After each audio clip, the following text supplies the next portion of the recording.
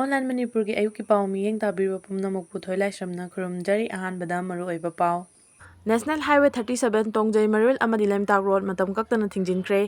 चुरचानपुर अमदी कांगपोकपी डिस्ट्रिक्ट खुंदारिबा रोंगमई फुरुपुनोने डिस्ट्रिक्ट तिलहनबियु हाइना डिमांड तौदुना लाखिबादु थबकत ओंथोकपीदबना मरम ओइरगा रोंगमई नागा काउंसिल मणिपुर तेफे लुआंग्रेनना हयेंगदगी हौरगा नेशनल हाईवे 37 तोंगजई मरुल अमदी लेमताक लंबी मतम कक्तन थिंजिलगनी हाइरी बनसिगी मनुंगदा medical electricity service water service अमदी education की ओइना अथिंगबा लेते हाइना लुप असिना थादोरक पचेरोल अमना खंगलकली मखा तारक अपडेट इंडिपेंडेंस डे याउखिबा चटखिबी चही नौरिबी महेरoi अनि असिबा हक्चांग ओइना फंगख्रे था असिगी 15 दा स्कूल दा पांगथोकपा इंडिपेंडेंस डे प्रोग्राम याउरगा मयुमदा हलकपगी लंबीदगी थीबा खंगना लेरखिबा चही नौरिबी महेरoi अनि असिबा हक्चांग ओइना फंगख्रे थदो असि ngara असमगी हैलाकांदी दा थोखिबनी असिबा हक्चांग ओइना फंगख्रबा महेरoi अनि अदु हैलाकांदी टाउन दगी किलोमीटर 70 रोम चटलगा लैबा हेलो चंद्र ट्राइबल स्कूल की महेरoi सिंगनी लेखिद्रबा महेरoi अनि अदु मामचेरा विलेज दगी एशियन मेगुन मजुमदार अमदी सुरजिया बेगम लक्सकार कवी मखोय अनि क्लास 7 अमदी 8 तमलिबी महेरoi सिंगनी मखोय अनि की हक्चांग ngarang लंबी की नकल तादुना लेरंबा खुंजा सिंगना थेंगनाबदगी खुदकता जमिरा पुलिस आउटपोस्ट पाउ पीखी पुलिस न मखोय अनि की हक्चांग अदु लौखटपगा लोइनना कालीचेरा प्राइमरी हेल्थ सेंटर दा पुखटकी अदुबु डॉक्टर ना असिबा हक्चांग ओइना पुरकले हाइना खंगनकी असिबा हक्चांग अनि अदु एसके रॉय सिविल हॉस्पिटल दा पोस्टमार्टम तौनबगी दमक थमख्रे हौजिक फावबगी ओइना मथौ करमना श्रम लिबनो हाइबा खंगमंगमद्री मिसी अदुगी मतंगदा पुलिस न थिजिनबगी थबक चथबा हौख्रे हाइरी मखा तारक अपडेट असिदी एडिटोरियल कलम ऑफ कंगला पावदगी लखचरके अपुनबगी सक्तम हिरम अमतदा कंप्रोमाइज तौरोइदबनी मिरेबांग मचा लमहेन तुहेनबा चिन कुकी नार्को टेररिस्ट सिंगना कांगलोन कायना इंडो म्यांमार बॉर्डर लांसिलकलगा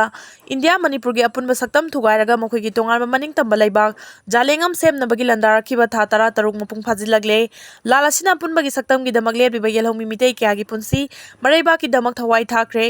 कुकी सिंगना मितै सिंगी युम लिसिंग क्या मई थाखिबदगी लांजेनरखिबा मितै लिसिंग हुंफु हेना रिलीफ कैंप ता संगफम लौदुना लैरी कुकी सिंगना लोइबी लोया यावना चिंगी लम क्या खुदुम चंसिनखिबा मफम सिंगदा लेंगा की मेचिनरी यावना मितै सिंगना चंगबा ngamdana लैरी इसम समना नेशनल हाईवे अनि इम्फाल जुरी लंबी अमसु इम्फाल दिमापुर लंबीदा मियोइबना हिंगबदा नोंगमदा तंगाई फदना चंगबा पोलम चैरम सिंग पुथोक पुसिन तौबा ट्रक सिंग चटपदा अथिंगबा थंबदा इंडिया गवर्नमेंट अमदी मणिपुर गवर्नमेंट ना करिसु तौबा ngamdre अदुबु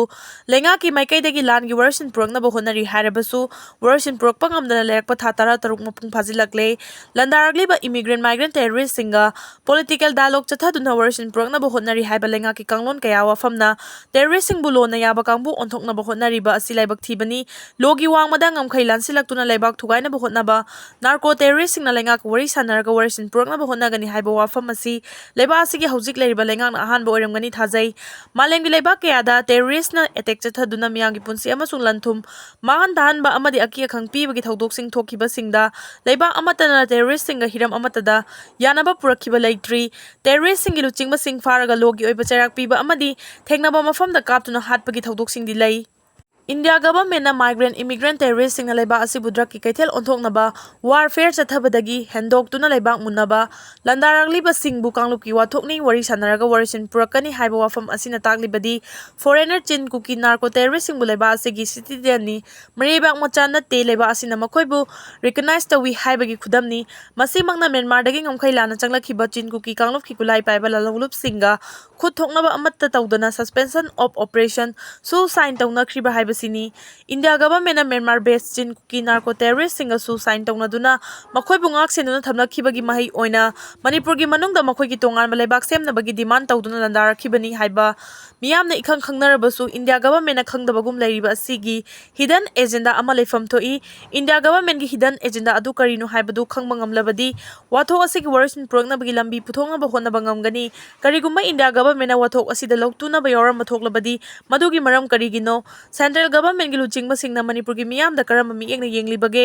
india na manipur da loksin khiba chahi 63 taruk mapung pharaglaba fawba india gi mapung phawa state amani haina lobagi mahut loilam oina lorabra haiba langtaknaba wahang lerakliba asigi matik chaba paukhum phanglakpa matamda mifamgi mafamda leiba jingnaba sing kohan mangamgani loinana manipur gi apunbagi saktamda jingnaba haibasi india gi apunbagi saktamda singnabani हाइबदु खंगलपो मतम अदुदा central government gi luchingba singna manipur gi damak acheba firep ama lawrakani haibagi thajaba lai।